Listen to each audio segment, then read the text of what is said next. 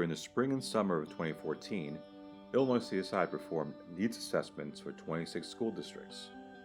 Illinois CSI spent more than 16,000 hours collecting, organizing, and analyzing data. After Illinois CSI collected and sorted the data, districts invited faculty and community stakeholders to interpret the data during a day-long co-interpretation event. Stakeholders created key findings used to inform their district's improvement plans. There was a cross pollination, I guess, of that data that was brought to our attention. So we've had multiple confirmations of what areas are our strengths and what areas are our areas of key opportunities.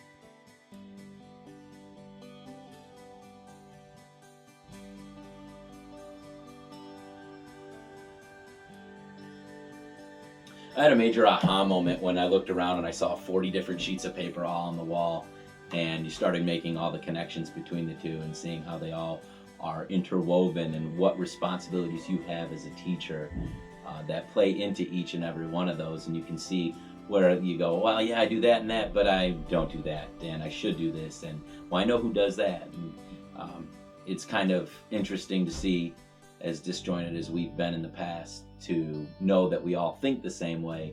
It's just how we deal with it might be a bit different. So my expectations were, usually when we have meetings within our district without outside help, we have 20 different avenues we go, and everybody walks down their own road and basically takes their time, goes through the motions, gets done with it, and no real progress is made. But after doing what we did today, and kind of forces everybody, even if they have a different idea or a different thought about what should happen or what they would like to see happen, when you go through the evidence and you look at the data that is there, it leaves a very clear and distinct trail for you to go down, and everybody ends up in the same spot. I think this process has been incredibly helpful, and I look forward to seeing the changes it brings about next year.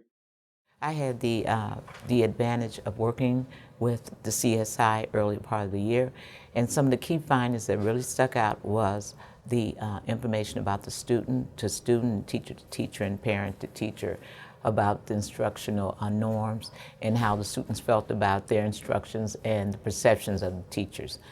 Well, it was a long day, but I think this was the only way we could prioritize and drive our data, drive our instruction for the next year, and also drive our success for the district.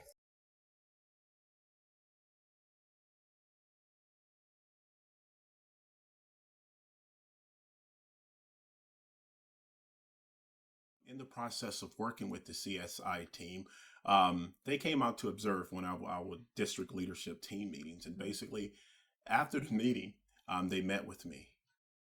And, and I remember one of their responses at the time was, it was a lot of information given, but nothing that's really going to change the school improvement effort. You guys cover a lot of things from community and stakeholders. So we went through kind of those indicators and took a look at it. So that's when they came out and they said, well, your next meeting, we want to provide some professional development to talk about the turnaround principles. 2 weeks later, we had another district leadership team. It was a total 180 change in the way that that meeting was held.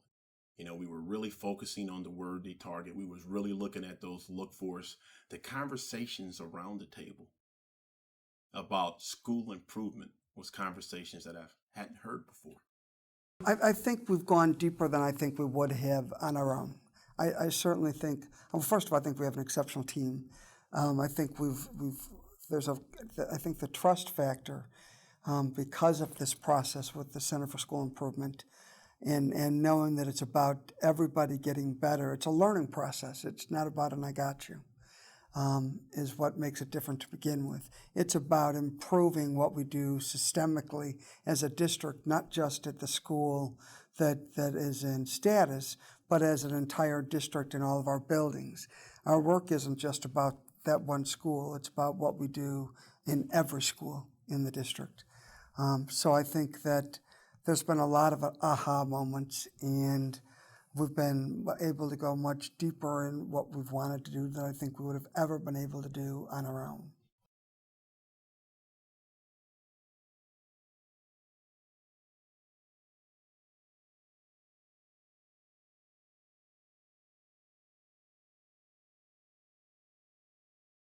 So I work with the district leadership team learning network. It's very encouraging and very inspiring. Number one is the members assigned to us are very helpful, and they aren't there to point the finger, they're there to help you. Also, working with other schools in the network itself is actually encouraging as well, because many times in our job, you kind of work in isolation, but you begin to understand that there are other school districts experiencing the same struggles that you are experiencing yourself, and that they have ways in which and ideas in which they have solved some of their issues.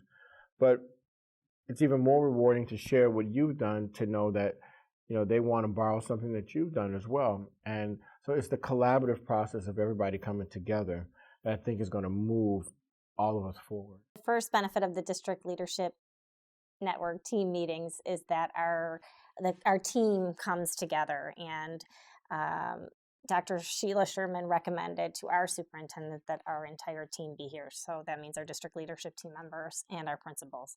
So that's a huge strength and outcome for us, is that we're all here together. Secondly, that we're all familiar with our worthy target and our actions and student practice and adult practice, and able to articulate that. And the most powerful meeting in terms of improvement for student learning was when we were paired with District 148, where we shared our worthy target and our actions, and then they shared their worthy target and their actions. And I was really able to hear about their data analysis and their process for that. And so I've made a connection with their data manager, and he's coming to our district and training our principals and working with me on how to really analyze data effectively. And so had we not been involved in the district leadership team network meetings, we never would have made that network connection and really been able to talk with a very experienced data analyzer, and he wouldn't have been able to help our district.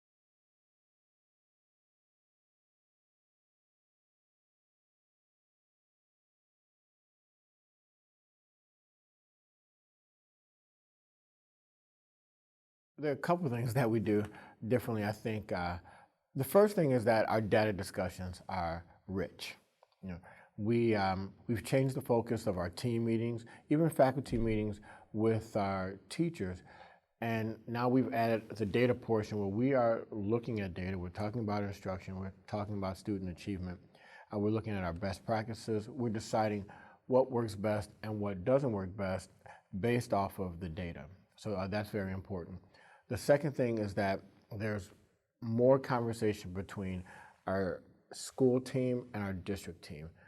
There's the communication back and forth, has been outstanding. So we now have, at every CSI meeting, we have our district leadership team and all of our principals involved in writing the goal and writing our actions and student practice and adult practice, which makes the goal more meaningful to all stakeholders.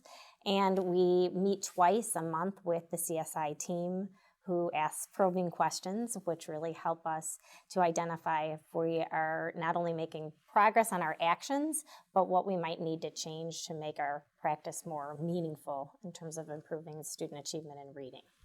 If at any moment you get this pit in your stomach that having the state or Center for School Improvement come in is something that you should have concern about, don't. What I've gotten to know in those people, all of their intentions are only to help people get better at what they do, so that as districts, people thrive and students excel.